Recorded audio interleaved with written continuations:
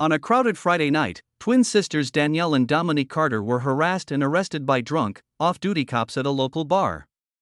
Mocked for their looks and manhandled in front of silent onlookers. But the officers never realized who they were cuffing.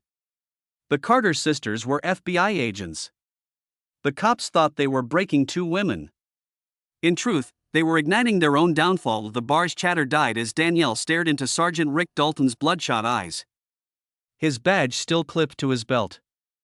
"I said back off," Danielle repeated firmly. Rick's smirk widened, whiskey heavy on his breath. "Or what, sweetheart?" Officer Mark Stevens positioned himself behind Dominique's chair. "We're just being friendly." Kyle Boyd swayed drunkenly. "Check out those curves. Double the chocolate." "Am I right, Sarge?" "Last warning," Danielle said. "Walk away while you still can." Rick grabbed a chair, getting close to Danielle. "Now that's cute. You think you're in charge here?" Mark's hands slid to Dominique's shoulders. "Don't touch me," she said quietly. "Or what?" Mark squeezed. "You going to call the police?" All three officers laughed. Luis, the bartender, appeared. "Gentlemen, maybe we should shut it, Luis," Rick snapped. "Go back to washing dishes." Kyle leaned into Dominique's face. "Looking like that in those shorts, you're basically asking for attention." Rick dropped all pretense. "You're going to apologize, buy us drinks, and maybe we'll forget this disrespect." "Here's what's actually going to happen," Danielle said. "You're going to take your hands off my sister and leave. Because right now you're making a very big mistake." "That sounded like a threat," Rick said dangerously. "Might have to take you ladies downtown." The tension broke when Rick moved behind Dominique. The sound of his hand connecting with her backside echoed through the bar. Dominique shot up, furious. Danielle lunged forward, but Mark slammed her against the wall. "Touch me again," Dominique trembled with rage, "and you'll pull back a stump." Kyle pulled his handcuffs. "Now that's definitely a threat against an officer." Rick twisted Dominique's wrist. Kyle snapped handcuffs around her, deliberately too tight, shoving her to her knees. Mark pinned Danielle face first against the wall, twisting her arms back. Luis tried again. "They haven't done anything wrong." Rick grabbed Luis. "Say one more word and I'll have this place shut down." They were marched outside to a waiting patrol car. As they reached the entrance, Dominique managed to work her badge case from her pocket.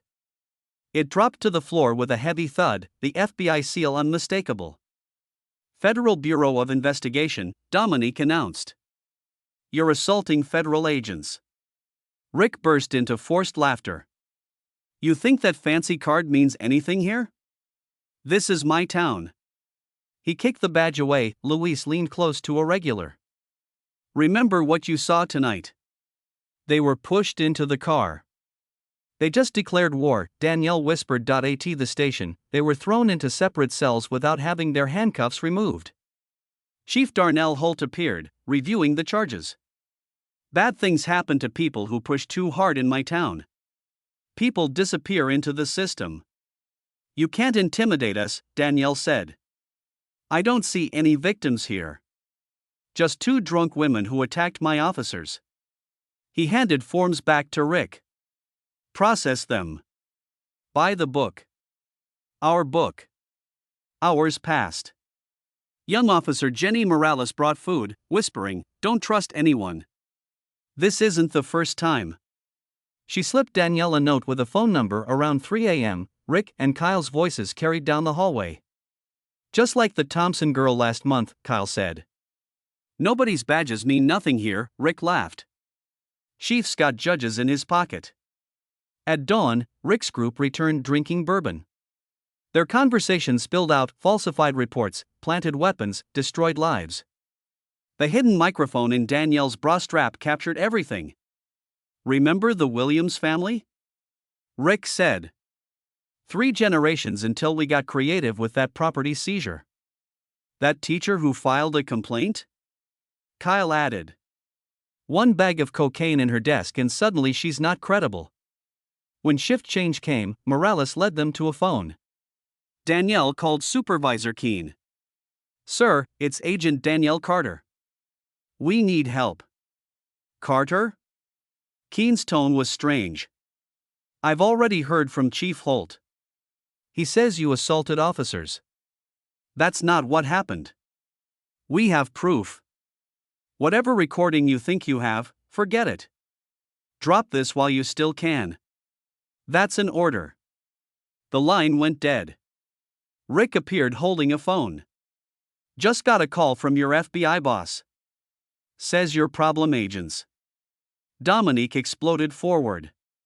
"You corrupt piece of..." Danielle stood perfectly still, fury crystallized. "For words, then we burn them all."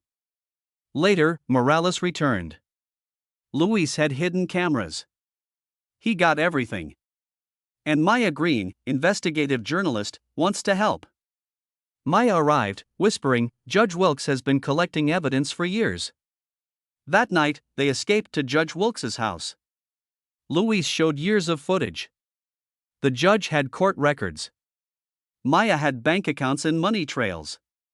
"And now we have proof of FBI involvement," Danielle added. They worked through the night building an irrefutable case, but Maya was attacked leaving the house, her evidence stolen. Luis's bar burned down. Both were blamed on the sisters. "They're claiming you have outside accomplices," Morales explained. New charges: conspiracy, arson, attempted murder. Chief Holt appeared smugly. "Shame about your friends. You'll be transferred to maximum security tomorrow." "They're panicking," Dominique said after he left. "Which means we're close." That night, Rick, Mark, and Kyle came for them. Time for a field trip. Somewhere quiet. They were thrown into a van and driven to an abandoned warehouse. Rick circled them with his weapon drawn. "You know what I love about this job? Putting arrogant punks in their place." "Is that what this is about?" Danielle asked. "You can't stand seeing black women with authority?" Rick grabbed her hair, pressing his gun to her temple. "Any last words?" Danielle laughed sharply. "What's wrong, Rick? Need a gun to feel strong?" While Danielle taunted him, Dominique worked a hair clip into her handcuffs. "You think you're so smart?" Rick growled. "No, I think you're a coward," Danielle continued. "A small man terrorizing people." Mark's attention shifted. Dominique's handcuff clicked open. Rick swung the gun to strike Danielle's face, but she ducked. Dominique drove her elbow into Mark's gut. Danielle swept Kyle's ankle. Rick tried to bring the gun around, but Dominique was already moving.